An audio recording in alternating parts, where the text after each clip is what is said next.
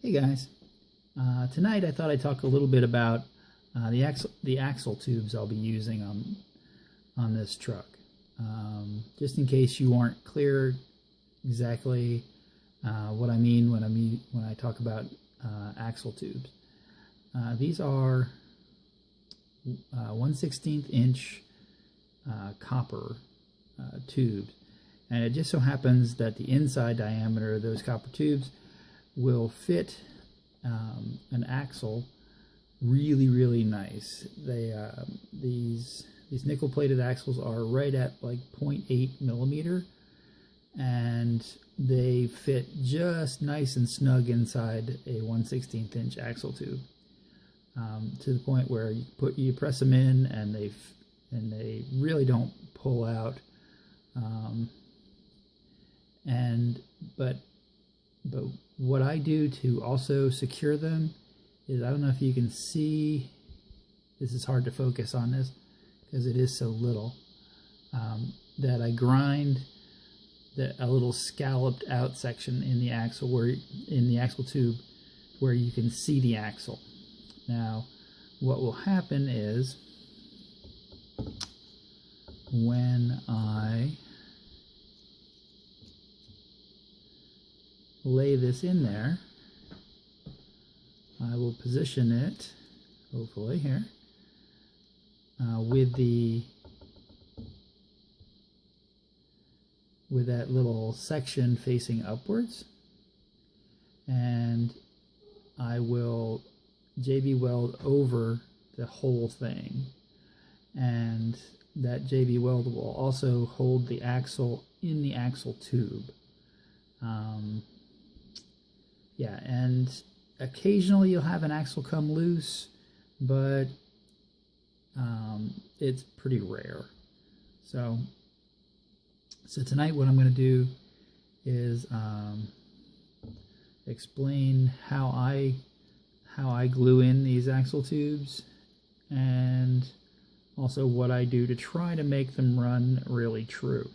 Now,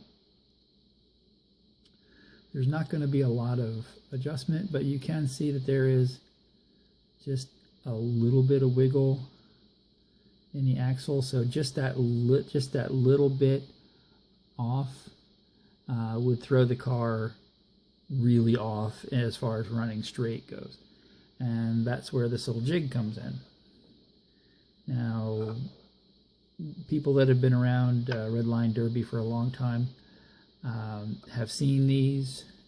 This is something that I came up with a long time ago, and this was actually the prototype that I came up with. This is actually made out of Ren board, and what happens is, we set the car on here, and these grooves were actually milled out on a mill, so they are perfectly parallel.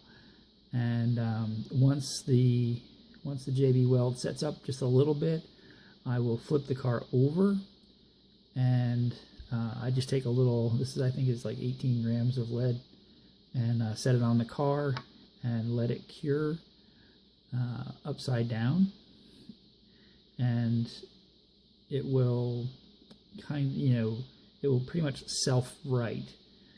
In other words, the axle should end up perfectly parallel that way. So rather than me talking about it, I'll show you what I mean here in the next section of this video. Okay, so I just mixed up some JB Quick Weld, and I took a toothpick and I spread it very nice and evenly over the axle tubes, with the axle tubes positioned with the little scallop section up, and yeah, and now I let it sit.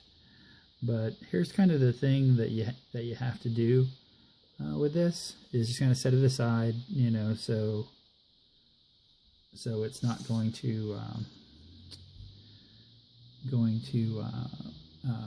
the wheels don't touch or anything. So I usually just take a pickup truck and just sit it on the back.